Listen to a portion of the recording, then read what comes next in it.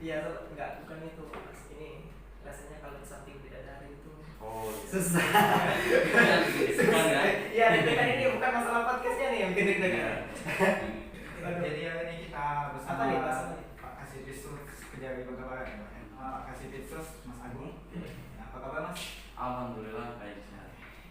Mungkin kita ingin membahas terkait apa ini? Terkait korupsi ya kayaknya yang menarik ya untuk saat ini. Iya. Korupsi sih menarik ya. Karena kayaknya korupsi lagi banyak diperbincangkan sekarang sih mas. Iya. Untuk terkait permasalahan korupsi ini, apalagi akhir-akhir ini kan mungkin agak melonjak, baik kasus di nasional, baik di kasus daerah itu banyak muncul kasus-kasus korupsi juga. Iya. Tetapi masyarakat ini bingung mas, apa sih korupsi yang sebenarnya itu? Apakah apakah ada yang sama dengan penggelapan dana atau sama dengan kasus-kasus yang banyak paradigma masyarakatnya yang belum tahu apa sebenarnya dari korupsi itu mas. Iya. Itu mungkin yang bisa harus kita jelaskan kepada masyarakat. Oh ternyata korupsi itu ini loh. Iya. Gitu. Ternyata apakah sesimpel itu? Apakah lebih rumit sebenarnya spesifik korupsi itu apa gitu? Iya. Jadi gini ya teman-teman, memang kalau dari sisi terminologi ya, pengertian Ini korupsi teoritis itu, nih. kita harus mengatakan dulu ya sisi pengertian itu. Secara terminologinya korupsi itu tadi sifat-sifat yang jelek, sifat-sifat yang buruk ya, yang tercela di situ. Kalau di negara-negara barat, tindak pidana korupsi itu tidak dijadikan sebagai extraordinary crime. Iya. Di negara barat itu, contohnya Belanda, Jerman, Prancis, tindak pidana korupsi itu kategori serius crime. Serius ya, berarti crime. sangat serius untuk di Iya. ini ya. Tapi bukan extraordinary crime. Oke. Artinya derajat antara extraordinary crime itu selalu di atas dan di bawahnya baru serius crime. Kejahatan yang sangat serius. Nah, di situ. Nah, di negara kita yang tercinta ini di Indonesia menjadikan tindak pidana korupsi itu bagian dari extraordinary crime, kejahatan yang sangat luar biasa. Sangat luar biasa. Amazing berarti ya. Amazing. Betul. Karena tadi masifnya tindak pidana korupsi yang terjadi di Indonesia. Dari tren tahun ke tahun ternyata semakin meningkat. Iya. Pelakunya semakin banyak bertambah dan ternyata semua lapisan masyarakat, semua bidang masyarakat itu semua terambah adanya tindak pidana korupsi. Oke. Iya, kita bisa bayangkan dari pejabat-pejabat tinggi ada, dari hakim, penegak hukum ya, jaksa, polisi banyak. Tidak mengenal ini lah. Iya, Mas ya. itulah akhirnya korupsi. semakin sistemik, semakin menjalar Masif. kemana-mana. Inilah menjadi filosofis akhirnya di Indonesia itu tidak pidana korupsi dijadikan extraordinary crime. Sangat luar biasa Ya, ya. dan tentunya teman-teman mungkin juga dari masyarakat ya, Iya. yang tiap hari selalu melihat media. Iya. Kayaknya kok tren tindak pidana korupsi itu bukannya semakin turun atau Iya. hilang, Iya. tapi semakin menambah. Meningkat ya. Ya, dan semakin kesini pelakunya itu semakin unik-unik. Yang selama ini mungkin orang berpikir di situ belum tentu ada korupsi, tiba-tiba kebongkar ada korupsi. Tadi ya saya sudah jelaskan sebetulnya dari terminologi korupsi, sifat dari korupsi perbuatannya sendiri itu memang sifat yang tercela ya, merugikan. Nah, tentunya dalam konteks korupsi yang ditangani oleh kejaksaan atau aparat penegak hukum lain yang secara undang-undang menangani tindak pidana korupsi tentunya berkaitan dengan keuangan negara atau perekonomian negara. Berarti segala sesuatu yang merugikan perekonomian dan keuangan negara itu atau keuangan negara itu ruang lingkup tindak pidana korupsi. Mas, kita bicara tadi tren peningkatan kasus korupsi di Indonesia, Mas. Iya. Ini meningkatnya ini apakah karena kinerja penegak hukum kita yang semakin membaik atau memang pelaku korupsi kita yang semakin menjadi-jadi? Ini masif. Ini masif seperti ini apa sebenarnya? Memang begini ya, kayaknya itu semua sama-sama linear. Oh ini. Artinya semakin trennya itu semakin linear dalam arti saling melengkapi ternyata. Saling melengkapi. Melengkapi dalam arti ya ini nggak tahu ya apakah zaman Artinya tindak pidana korupsi semakin banyak, pelakunya semakin menyebar, siapapun bisa menjadi pelaku tindak pidana korupsi. Dan upaya-upaya dari pemerintah sebetulnya baik pencegahan ya maupun penindakan itu sebetulnya sudah berjalan sedemikian masif. Teman-teman harus mengetahui ya, aparat penegak hukum yang diberikan kewenangan oleh undang-undang untuk menyidik tindak pidana korupsi itu ternyata banyak. Yang sebagai contoh satu mungkin KPK, kedua dari Kejaksaan Agung, Kejaksaan Tinggi, Kejaksaan Negeri, dari kepolisian, Mabes Polri, Kapolda, dan Kapolres. Ada 7 institusi yang diberikan kewenangan oleh undang-undang untuk menyidik, menangani kasus tindak pidana korupsi. Sebetulnya sudah lembaga pemerintah ini sudah banyak, tapi ternyata juga tren perkara yang muncul juga semakin luar biasa. Dan kerugian negara yang ditimbulkan juga ternyata besar-besar. Fantastis juga berarti. Fantastis. Memang berarti seiring jalan berarti antara kenaikan tren kasus ini juga dengan kinerja yang dibutuhkan berarti ya. Termasuk juga lembaga-lembaga yang harus intensif berarti untuk melakukan pencegahan, pengawasan dan penindakan. Berarti memang berjalan seiringan sesuai kebutuhan. Kebutuhan ya. Memang sekarang kalau dari saya sendiri harusnya ya aspek pencegahan itu diperbesar. Harus diperbesar. Artinya jangan yang nanti semua sifatnya itu langsung penindakan. Karena nanti pemahaman atau asumsi ya supaya orang jangan sampai salah melakukan tindak pidana korupsi kalau tidak ada edukasi dalam tata kelola anggaran, dalam proses pelaksanaan, atau nanti dalam pemanfaatan produk-produk pembangunan yang menjadi objek kasus tindak pidana korupsi itu tidak menjadi sia-sia. Tentunya aspek pencegahan itu menjadi kekuatan yang baru yang harus kita laksanakan. Dari beberapa regulasi pemerintah harus kita ketahui, pemerintah sebetulnya juga sudah membuat aturan-aturan ya. Meskipun terjadi hal-hal tindak pidana korupsi, artinya tindak pidananya itu sudah terjadi. Tapi tadi regulasi dengan aturan penegakan hukum itu berusaha disinkronkan. Artinya ada upaya-upaya ya, tidak semua perkara itu harus dibawa kepada persidangan. Nah, gitu ya. Sudah ada sebetulnya aturan-aturan pemerintah di situ supaya mengurangi dampak-dampak nanti penuntutan yang justru nanti cost-nya itu lebih banyak daripada kerugian gitu ya. Betul. Ya. Ada permainan, ada ini mungkin bisa dijelaskan. Jadi gini, dalam proyek contoh ya, dalam proyek-proyek pemerintah itu kan teman-teman dari dinas itu selalu diawasi oleh BPK dan BPKB.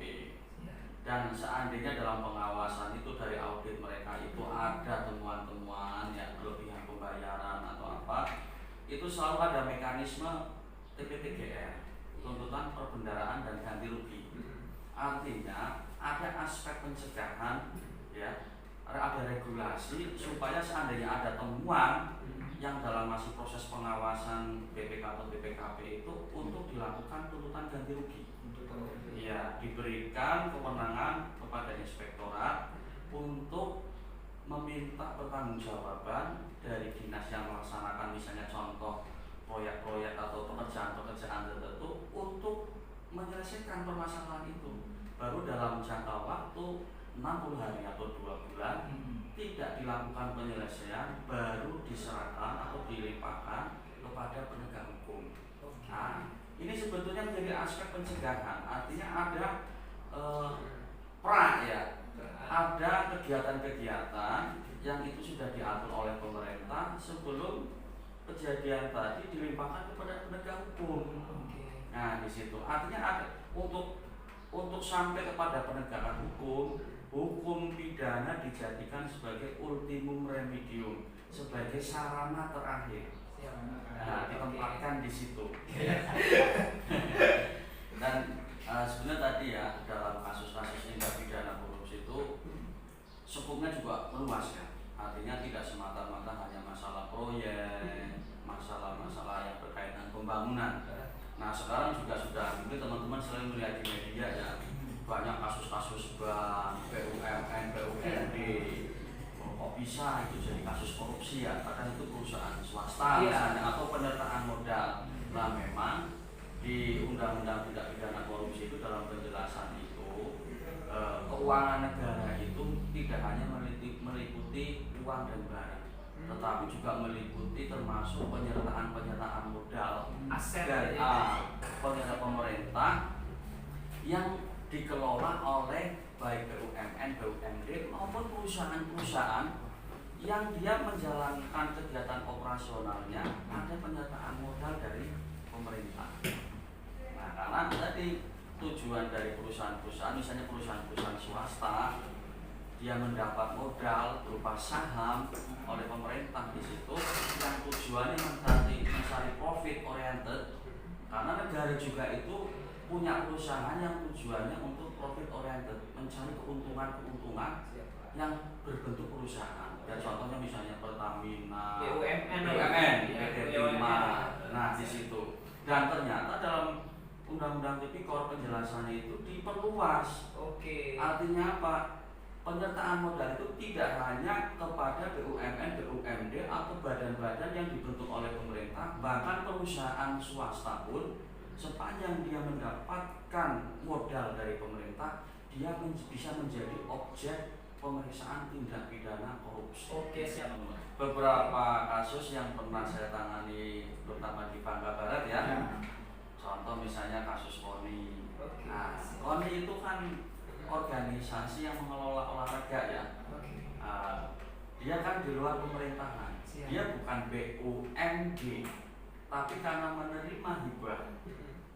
Nah, dan dalam pertanggungjawaban keuangan negara itu, semua penerima keuangan negara itu harus mempertanggungjawabkan. Jadi yang melekat itu adalah aspek tanggung jawab dalam mengelola keuangan negara. Meskipun KONI atau lembaga-lembaga lain yang mungkin dia itu swasta, tatkala dia menerima bantuan yang sumbernya dari keuangan negara, dia tunduk dan patuh pada ketentuan peraturan undang-undang dalam tata kelolanya. Bu, ini terkait ini tadi kita melihat sisi pandang pelaku yang melakukan kasus tindak pidana korupsi ini ya. Kalau melihat dari sisi pandang mereka, apakah mereka ini karena wawasannya kurang seperti salah dalam mengelola keuangan yang diterima seperti tadi disebutkan administrasi administrasinya, apakah memang ada kelonggaran hukum atau celah celah yang bisa dimanfaatkan mereka? Oh ini tidak tahu, mungkin tidak akan tahu kalau saya ya seperti apa sebenarnya? Ya memang gitu dari beberapa kasus-kasus ya, tapi saya yakin di tempat lain kalau dianalisa sebab musabab terjadinya kasus korupsi itu memang banyak, tidak hanya 1-2 faktor. Yang pertama mungkin kembali kepada regulasi masing-masing ya. Dalam arti tata cara mengelolanya bagaimana. Kadang ini juga banyak dilanggar oleh pelakunya, atau mungkin dari pengawasannya internal terlalu longgar. Kadang ada permainan antara pengawasnya yang harusnya mengawasi dengan si orang yang mengoperasional keuangan tadi, atau mungkin ada keadaan lain di luar operasional kantor ya, yang mempengaruhi si pelaku, mungkin kebutuhan ekonomi, gaya hidup seperti itu. Nah itu banyak sekali lah masalah. Kecurigaan itu tinggi, iya benar. Melihat tadi ya kinerja aparat penegak hukum dalam mengendus kasus korupsi ya. Ini kan banyak juga yang dapat kan kasus korupsi yang berhasil diendus. Ini apa sebenarnya faktor orang yang bisa mengetahui bahwa ini ada kasus korupsi? Apakah penegak hukum ini punya CCTV di mana-mana, atau apakah berdasarkan apa ini? Laporan masyarakat kah? Informasi bisa didapatkan dari semua elemen. Artinya tadi ya, dalam yang pertama dalam tata kelola keuangan negara itu kan selalu ada peran-peran badan pengawasan ya, atau badan-badan audit, misalnya dari BPK, BPKP yang setiap waktu itu selalu melakukan pemeriksaan. Satu, mungkin dari internal dalam sendiri selalu ada orang yang selalu nggak cocok untuk diajak berbuat jahat, Iya. berbuat koruptif. Iya. Pasti selalu ada orang yang mungkin ada di kantor itu walaupun mungkin Yang semuanya idealis. nakal, ada yang Ya, idealis. meskipun di Iya. antara itu mungkin gak banyak Mas. Betul. Nah, atau mungkin tatkala dia mengetahui di dalam kantornya dia, di dalam tempatnya dia bekerja ada sesuatu yang tadi ya yang sifatnya koruptif, mungkin dia nggak berani melapor ke penegak hukum, tapi mungkin dia cerita di luar. Jadi Atau orang di luar itu yang kadang ngasih informasi Atau gini juga kepada Mas, masyarakat. ada selain yang tidak bisa diajak kooperatif untuk korupsi, mungkin ada juga yang bentuknya iri. Bisa jadi loh. Bisa. Dia Betul. wah ini korupsinya besar, masa saya nggak dapat nih, wah Iya. laporin aja. Dan pasti lebih banyak yang iri sih mungkin Mas. Kalau di kantor itu deh Ada katanya. jawaban Mas kasih dari penjelasan Mas kasih Pitsus itu berarti artinya peran serta laporan masyarakat ini sangat penting. Oh sangat penting, Untuk- sangat penting. Jadi kami kan juga sudah membuka pelayanan kepada masyarakat ya, yang silakan yang mau memberikan informasi, melaporkan adanya pengaduan-pengaduan, adanya kejadian-kejadian tindak pidana korupsi. Tapi tentunya bagi masyarakat yang ingin melapor juga harus menyatakan identitas yang jelas. Artinya kita itu Bukan surat kaleng lah ya. ya, betul. Artinya kita mengedepankan presumption of innocence ya. Artinya kami penegak hukum itu bekerja untuk mengungkap kasus tindak pidana korupsi itu harus ada bukti-bukti apa atau bukti permulaan yang cukup. Ya mungkin tadi teman-teman tidak mengetahui bahwa sebelum penegak hukum untuk melakukan tindakan penegakan hukum ya represif, kita itu punya alat intelijen. Kita tuh melakukan observasi, mengamati gaya hidup yang mencalon yang TO-nya tadi seperti apa. Kita mencari informasi di masyarakat. Nah, cara-cara itu juga kita lakukan ya kan supaya tadi bahwa penegakan hukum yang akan kita lakukan itu selalu efektif. Jadi kami tidak melakukan pekerjaan yang Jangan sampai salah tindak gitu ya. Mas, ya, betul, intinya. asal manggil-manggil, asal Iya. apa. Karena tadi proses penegakan hukum itu pasti akan berimbas kepada hak-hak kepada orang-orang yang kita panggil. Oke. Nah, kita menjaga supaya asumsi-asumsi di rumah, oh dipanggil jaksa korupsi. Oke. Nah, Ini kan diperlukan teknik khusus supaya tatkala khususnya kami di Pitsus dalam menangani perkara itu langsung taktis dan kalau bahasa intelijen itu mungkin A1. Pasti begitu kami turun kita langsung bongkar dan pasti ketemu bagaimana perbuatan korupsinya dan siapa pelakunya. Upaya-upaya ya untuk mencegah tindak pidana korupsi itu mau tidak mau dan kita itu harus melibatkan semua pihak. Semua itu harus menjadi network, menjadi jaringan untuk sama-sama kita itu saling menguatkan. Tidak akan efektif kalau tidak didukung oleh semua elemen masyarakat. Ya, betul. Kemana-mana lah. Korupsi Korupsi ini ini. langsung. Ya. Kayak tadi kan pelaporan dengan kalau Mas Agung bilang kan pelaporan untuk kasus-kasus korupsinya harus dengan identitas yang jelas. Terus bagaimana kalau kami yang para jurnalis ini bisa nggak pelaporan itu dalam bentuk berita Mas untuk ditindaklanjuti? Oh, bisa. Partner, ya. Semua sumber informasi itu bisa menjadi bahannya bagi penegak hukum. Tadi paling nggak memberikan aspek informasi. Nah, tentunya kami nanti dari sisi-sisi yang lain itu juga akan melakukan tadi pengamatan, observasi. Kita mencari informasi-informasi di situ. Nah, sampai kepada satu titik tatkala kita punya keyakinan bahwa ini pasti ada tindak pidana korupsi, begitu kita melakukan pemanggilan, kita mengumpulkan bahan keterangan, mengumpulkan bahan dokumen, tindakan kita itu sudah efektif. Sudah efektif. Jadi kita udah punya informasi yang sifatnya A1. A1 itu sumber informasinya bisa dipercaya, bahan yang dia berikan Akurat ya. akurat. Tingkat akuratnya sangat tinggi. Nah, itulah kami penegak hukum pun harus memiliki skill keahlian yang memadai supaya dalam kita melakukan penindakan hukum ya upaya hukum tadi kita itu tindakan kita itu langsung efektif, langsung terbongkar, tahu siapa pelakunya, tahu berapa kerugian negaranya dan masyarakat itu mendapat informasi itu semakin yakin terhadap kinerja penegak hukum.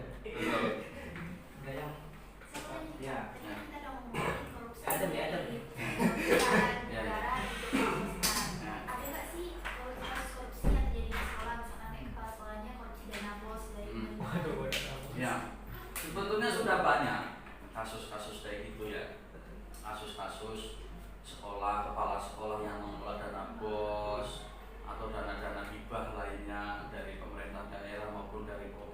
banyak. Banyak ya. Tapi tadi tentunya pemerintah juga melihat ini banyaknya potensi rawan, akhirnya juga sering membuat kebijakan yang tadi sifatnya untuk pencegahan. Dan dari Kejaksaan Negeri Bangka Barat khususnya